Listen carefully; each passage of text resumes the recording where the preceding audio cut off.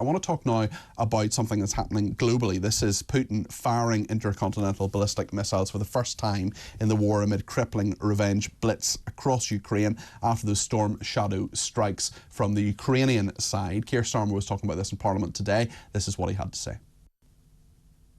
This is a man who wants destruction, not peace. And after 1,000 days of war, 1,000 days of Ukrainian bravery and sacrifice, I am clear that we must double down in our support. We will not be deterred or distracted by reckless threats. We have consistently said we will do what it takes to support Ukraine and put it in the best possible position going into the winter. The UK's support for Ukraine is always for self-defence. It is proportionate, coordinated and agile, and a response to Russia's own actions. That is Keir Starmer, the Prime Minister, speaking in Parliament today. Let's talk to James Sunderland. He's a retired Army Colonel, former Conservative MP as well. James, I wonder what you make of this change, this decision, and indeed the authorisation to fire Storm Shadow missiles and indeed intercontinental ballistic missiles being fired back by Russia. This really has stepped up, hasn't it? Yeah, what you've got is a gradual escalation, I think, of tactical activity. The decision made by the Americans to allow the Ukrainians to fire the Army tactical missile system with a range of about 190 miles is significant because it means that the Ukrainian forces can now hit Russian targets, Russian forces with impunity within 190 miles of the weapon system, which means that logistic depots, installations, fuel, ammunition depots, bridges, supply lines can all be hit. But of course, it has the effect of upsetting the Russians. The Russians have now changed the thresholds for their first strike nuclear capabilities. And of course, today we've seen in the news that it is possible that the Russians fired an intercontinental ballistic missile at a town called Dnipro. And you mentioned the nuclear aspect to this. How worried should we be in that regard, do you think? And how much do you think that countries that have supported Ukraine, like the United Kingdom, need to be worried about this from their own perspective? We've got to be careful not to ramp up the rhetoric here. And of course, we don't know what was fired today by Russia. Commentators are saying that it was not intercontinental, it was a ballistic missile, which has clearly got a lesser range. But this is significant because if it was an ICBM, it's ICBM missiles that are used to carry nuclear warheads primarily. It could have been a message from Putin to the West to say, you've ramped up activity, I can do the same thing with my arsenal too. So we've got to be careful that we identify what it was. I've no doubt at all that the powers that be do know what it was. RAF Fylingdales, for example, will have the capability to understand exactly what it was and where it was fired from or where it landed. But that information may not yet be available in the public domain.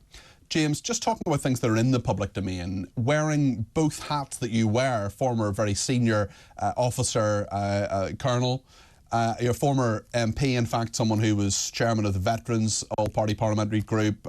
You looked over a bill, the Armed Forces Bill. I mean, you know this stuff inside out from a parliamentary perspective and from a logistical leadership position as a colonel previously as well. How much information do you think is helpful, is reasonable, is realistic to put in the public domain? And were you impressed in any way by Keir Starmer today? Do you think he's doing the right thing? Because there is consensus really across most of the House of Commons in regard to this.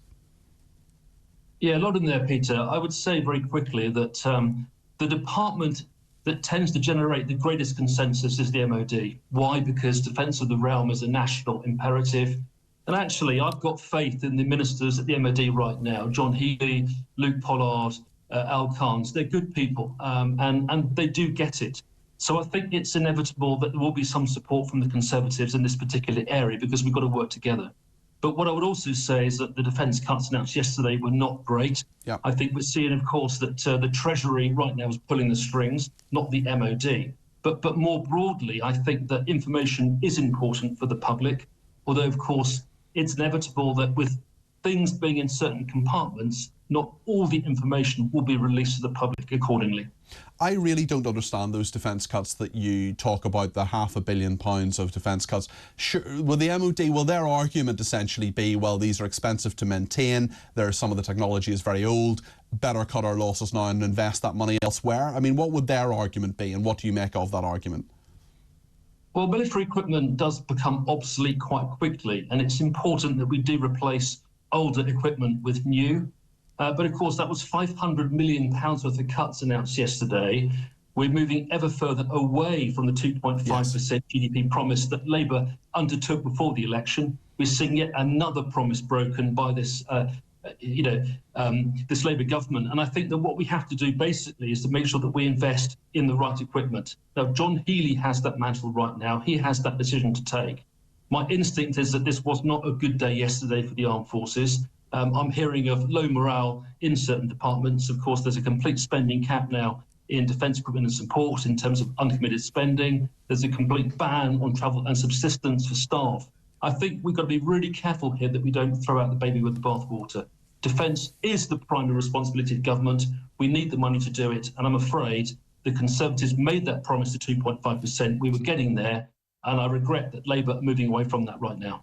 Let me just ask you about another big international war-related story. Of course, arrest warrants have been issued by the International Criminal Court against various Hamas leaders, one who may or may not be alive, and against the Israeli Prime Minister Benjamin Netanyahu, the former Defence Secretary Yoav Gallant. Is that the correct course of action, do you think? Well, it's not for me to speak about the ICC or on behalf of the ICC, but quite clearly, Israel has the right to self-determination. It's got the right to self-defense. What happened in October last year was terrible. And it's inevitable that Israel will use the levers at its disposal to protect its borders. Clearly, the US and Israel do not recognize the ICC, so I suspect that those arrest warrants will just be ignored. But of course, if Israel continues to prosecute its self-defense, it needs to do so in the right way and in a humane and ethical way. So it's important, I think, that that right to self-defense continues, but we also bear in mind the need for the appropriate action for restraint and scale to make sure that the Israelis target military protagonists and not, of course, innocent civilian targets. OK, James, thank you. That's James Sunderland there, who's a retired Army Colonel and former MP.